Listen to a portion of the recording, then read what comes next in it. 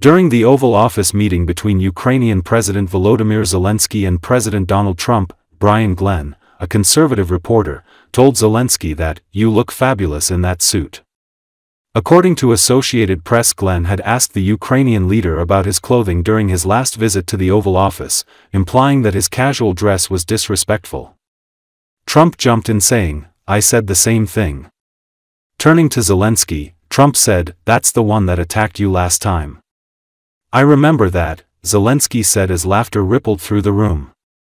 As Zelensky answered a question about the difficulty of holding an election during Ukraine's war with Russia, Trump appeared to jokingly hypothesize how a similar circumstance could allow him to stay in power in the US past the expiration of his current term.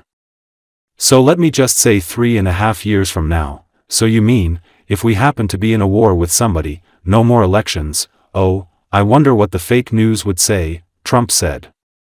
Zelensky noted the difficulties of being able to hold elections during wartime, saying that a truce would be needed to do so safely.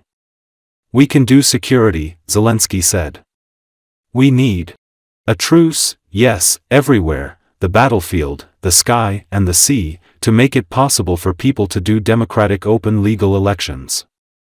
Zelensky wants security guarantees as part of any deal to end Russia's war against his country. Trump's envoy, Steve Witkoff, mentioned NATO-style security guarantees for Ukraine as he was being interviewed on Sunday talk shows. "It's on the meeting agenda. We're going to be discussing it today," Trump said. He said European leaders want to give Ukraine protection and the US will participate. With European leaders and what they need to see to support an end to the war. Well, we're going to be meeting with a great representative group. You look fabulous in that suit. I said the same thing. I said the same thing. Yeah, you look good. I said the same thing. Yeah, looks good on I you. said it's the one that attacked you last time. See, now he's I remember that. Yeah, I apologize to you. You look wonderful. No, my first question for you, President Zelensky. In the same suit. You see, I changed, you are not. Maybe yours is much better than mine. Real quickly, upon peace, God willing we get peace, are you open to holding an election in your country? Yes, of course. We are open for election, yes. We have to do safety circumstances, and a little bit we need to work in the parliament, because during the war you can't have elections, but we can do security. We need, maybe, how to say, we need a truce, yes, everywhere, in the battlefield, in the sky, and the sea, yeah, to make possible for people to do democratic, open, legal elections. So you say during the war you can't have elections. So let me just say 3.5 years from now. So you mean if we happen to be in a war with somebody, no more elections? Oh, that's good. I wonder what the fake. You like this idea? Yeah. And I'm just saying that he was a horrible president. Whether it was the borders or this, he was just a horrible, corrupt president. Last week you warned of what you called severe consequences if a 30-day ceasefire or any type of ceasefire were not agreed to by Russia. Will there be severe consequences? Does that change because of I don't think you need a ceasefire. You know, if you look at the 6 deals that I settled this year, they were all at war. I didn't do any ceasefires. And I know that it might be good to have, but I can also understand strategically why, well, you know, one country or the other wouldn't want it. You have a ceasefire and they rebuild and rebuild and rebuild, and, you know, maybe they don't want that. But if you look at the 6 deals that we made peace and you know, long-term, long-running wars, I didn't do any ceasefires. Would I like the concept, you know, I like the concept of a ceasefire for one reason, because you'd stop killing people immediately, as opposed to in 2 weeks or 1 week or whatever it takes. But we can work a deal where we're working on a peace deal while they're fighting. They have to fight. I wish they could stop. I'd like them to stop. But strategically, that could be a disadvantage for one side or the other. But all of these deals I made without even the mention of the words ceasefire. Are you President Zelensky, can you explain the decision to offer Ukraine Article 5-like security guarantees, but stop short of pushing for their full membership? Yeah, well, we haven't done anything on that yet. If you look back and you go back long before President Putin, it was always a statement that they would never allow Ukraine into NATO. So that was a statement that was made, but we haven't discussed any of that yet. We're going to be discussing it today. But we will give them very good protection, very good security. That's part of it. And the people that are waiting for us, they are, I think they're very like-minded. They want to help out also. Strategically, that could be a disadvantage for one side or the other.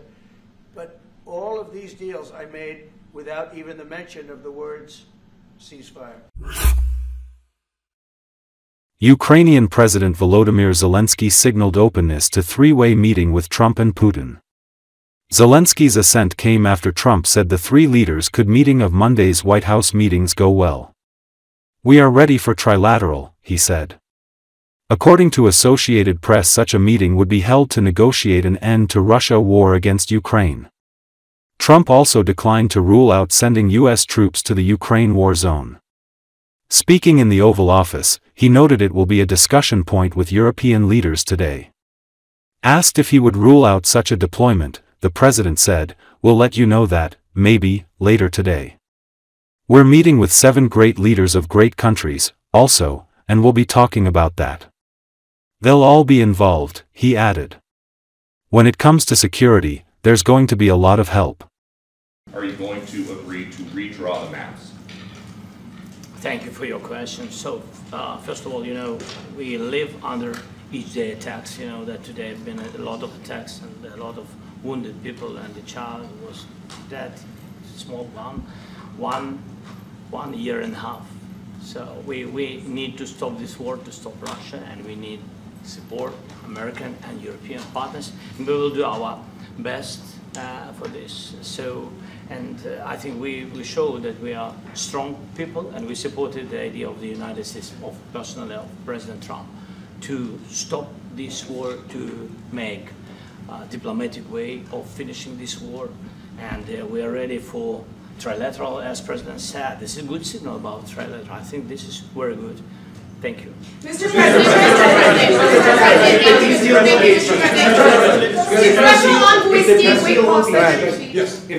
if the peace deal will be achieved, are you going to be willing to send American peacekeepers to Ukraine?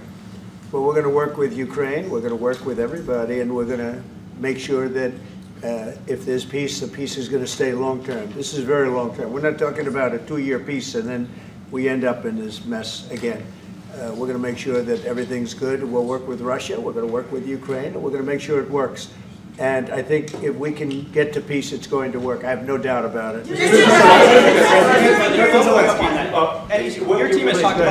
Your team has talked about security guarantees. Could that involve U.S. troops? Would you roll that out in the future? We'll let you know that maybe later today. We're meeting with 7 great leaders of great countries also, and we'll be talking about that. They'll all be involved, but there'll be a lot of help when it comes to security. There's going to be a lot of help. It's going to be good.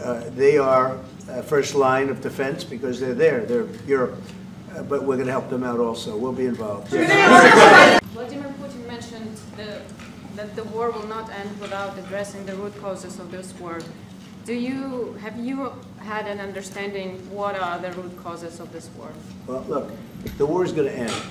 When it ends, I can't tell you, but the war is going to end, and this gentleman wants it to end, and Vladimir Putin wants it to end. I think the whole world is tired of it. Can you tell us about your conversations with European leaders and what they need to see to support an end to the war? Yeah, well, we're going to be meeting with a great representative group and 7 very powerful, very big countries, and great people, all friends of mine and friends of yours.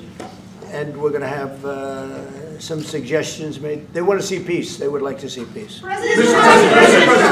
She hates to see something like this happening. And that goes for other wars, too. I mean, she sees the heartbreak, the parents, the funerals that you see on television, always funerals. We want to see something other than funerals. No, she felt it was a beautiful letter. It was very well received by him.